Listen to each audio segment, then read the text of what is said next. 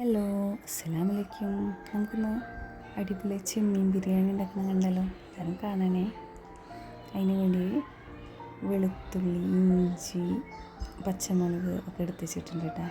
പിന്നെ കറുവപ്പട്ട, ജീരകം, ഏലക്കായ, കറിയാമ്പ് അതൊക്കെ. പിന്നെ ചെമ്മീൻ ക്ലീൻ ചെയ്ത് വെച്ചിട്ടുണ്ട്. പിന്നെ അത് കായം പുരട്ടി പൊരിക്കാനിടാം കേട്ടോ.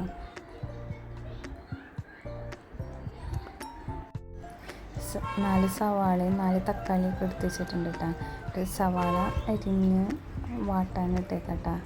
സവാള നല്ലോണം ഇത് പൊരിച്ച വെളിച്ചെണ്ണയിൽ തന്നെ ഇട്ടിട്ടെന്ന് ചെമ്മീൻ പൊരിച്ച വെളിച്ചെണ്ണയിൽ തന്നെ സവാള നല്ലോണം വഴറ്റിയെടുക്കുന്നുണ്ട് കേട്ടോ. ഇത് വേണ്ട തക്കാളി, പിന്നെ ഇത് വെളുത്തുള്ളിയും ഇഞ്ചിയൊക്കെ അടിച്ച് വെച്ചിട്ടുണ്ട്. പിന്നെ സവാള നല്ലോണം വാടി വരുമ്പോൾ ആ തക്കാളി അതിലേക്ക് ഇട്ട് കൊടുക്കും. പിന്നെ ഇഞ്ചി, വെളുത്തുള്ളി പേസ്റ്റ്, വേപ്പില അതൊക്കെ ഇട്ട് നല്ലോണം വാട്ടി എടുക്കാട്ടോ. പറയുന്നത് തെറ്റുണ്ടെങ്കിൽ ക്ഷമിക്കട്ടാ. അധികം ഡബ് ചെയ്ത് ശീലമില്ലാത്തതുകൊണ്ടാണ് എല്ലാം. പിന്നെ എല്ലാം കൂടി നല്ലോണം വഴറ്റിയെടുക്കാട്ടോ. അതിലേക്ക് മുളക് പൊടി ഇട്ട് വാട്ടിയെടുക്കാട്ടോ. ആവശ്യത്തിന് മഞ്ഞൾപ്പൊടി ഇട്ട് കൊടുക്കുക. അത് കഴിഞ്ഞ് നല്ലോണം വാടിക്കഴിഞ്ഞാൽ മഞ്ഞൾപ്പൊടി ഇട്ട് വാട്ടിക്കഴിഞ്ഞാൽ പിന്നെ അതിന് ആ മസാലയ്ക്ക് ആവശ്യമുള്ള ഉപ്പ്, പിന്നെ ചെറുനാരങ്ങ നീര് ഒഴിച്ചെടുക്കട്ടെ. പിന്നെ ഇത് കുരുമുളകിൻ്റെ പൊടി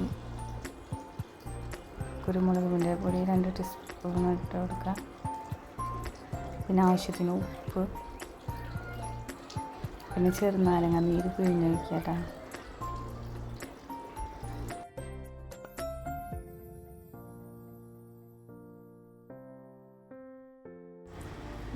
ചെറുനാരങ്ങ നീരൊഴിച്ച് നല്ലോണം ഇളക്കി കൊടുത്തതിന് ശേഷം ആ ചെമ്മീനുണ്ടല്ലോ, പൊരിച്ച് വെച്ച ചെമ്മീൻ അതിലിട്ട് കൊടുത്ത് നല്ലോണം മിക്സ് ചെയ്ത് മാറ്റി വെക്കാം കേട്ടോ.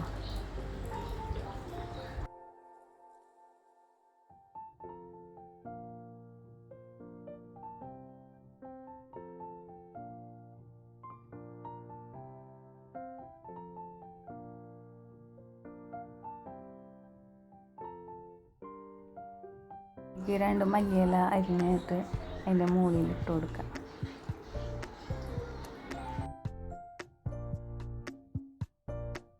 അരി എടുത്തേക്കണം കേട്ടോ. 2 ഗ്ലാസ് അരി എടുത്തേക്കണം. ഈ കപ്പിൽ, സ്റ്റീൽ കപ്പിൽ 2 ഗ്ലാസ് അരി നല്ലോണം കഴുകിയെടുത്തിട്ട് നെയ്യ് ഒഴിച്ച് വറുക്കാം കേട്ടോ. അരി വറുത്തിട്ട് ഇവിടെ വറുത്തിട്ടാ ചോറ് വെക്കാറ്. അപ്പോൾ പിന്നെ ഉടഞ്ഞു പോകില്ല എന്നാണ് പറയാം നെയ്യിൽ വറുത്തതിന്. നിങ്ങൾ എങ്ങനെ ചെയ്യാമെന്നറിയില്ല കേട്ടോ. ഞങ്ങളുടെ പല സ്ഥലത്ത് പല ടേസ്റ്റിലല്ലേ ബിരിയാണി ഉണ്ടാക്കാം. ഞങ്ങളുടെ ഇവിടെ ഇങ്ങനെ ഉണ്ടാക്കാം.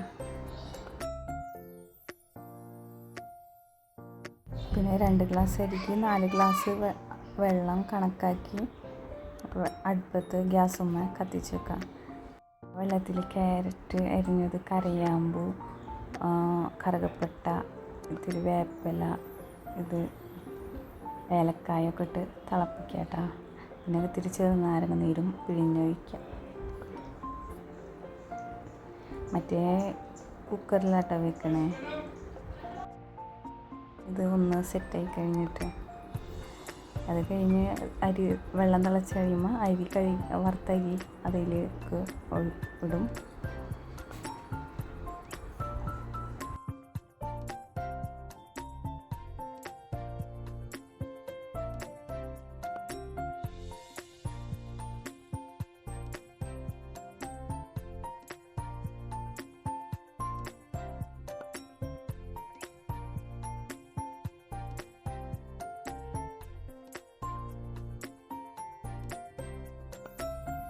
അങ്ങനെ ആ ചോറ് പകുതി വേവാകുമ്പോൾ എന്ത് ചെയ്യും, കുറച്ച് ചോറ് മാറ്റി വെക്കും കേട്ടോ. കുറച്ച് ചോറ് വേറൊരു പാത്രത്തേക്ക് പകർത്തും. പകുതി വേവായാൽ മതി കേട്ടോ. വെള്ളം വറ്റണേക്കാൾ മുമ്പേ പകുതി മാറ്റി വെച്ചിട്ട് നമ്മുടെ മസാല ഉണ്ടല്ലോ, മസാല അതിലിട്ട് കൊടുക്കും. റൈസ് കുക്കറിൽ വെക്കാനുള്ളതല്ലേ, അപ്പോൾ പകുതി വെന്ത് കഴിഞ്ഞാൽ ആ മസാല സെറ്റാക്കും. റൈസ് കുക്കറിൽ മസാല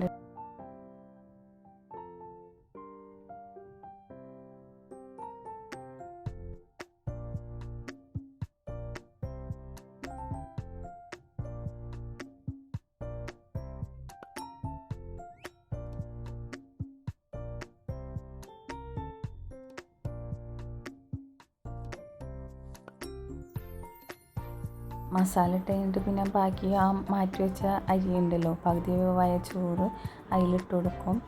എന്നിട്ട്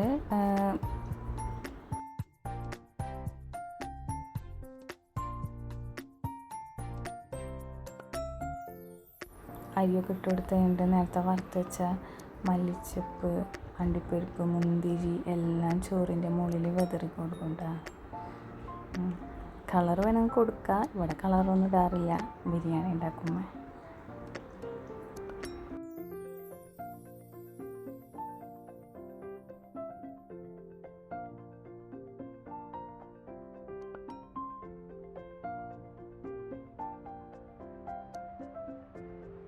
അത് കഴിഞ്ഞ് ആ ഗ്യാസുമ്മ വെച്ചിരുന്ന ആ പാത്രം മൂടി വെച്ച് നേരെ റൈസ് കുക്കറിലേക്ക് ഇറക്കി വെക്കണ്ട.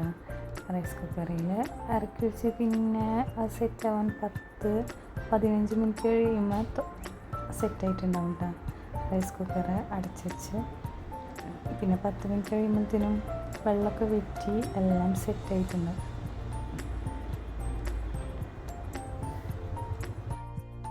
പിന്നെ ചോറ് നല്ലോണം മിക്സ് ചെയ്ത് പാത്രത്തിൽ നോക്കി വെള്ളമൊക്കെ വെറ്റി നല്ല സെറ്റായിട്ട് ഒട്ടും ഇതായിട്ടില്ല, വേവ് കൂടിയിട്ടില്ല കുറഞ്ഞിട്ടില്ല, പാകമായിട്ട് കിട്ടിയിട്ടുണ്ട് കേട്ടോ. നമുക്ക് റൈസ് കുക്കറിൽ വെക്കുമ്പോൾ എളുപ്പമാണ്. റൈസ് കുക്കറിൽ വെക്കുമ്പോൾ ഇത് കുറച്ച് ആൾക്കുള്ള ബിരിയാണിയൊക്കെ ആകുമ്പോൾ ഇതിൽ വെക്കാൻ പറ്റുള്ളൂ. എന്നാലും വേഗം പണിയും കഴിയും.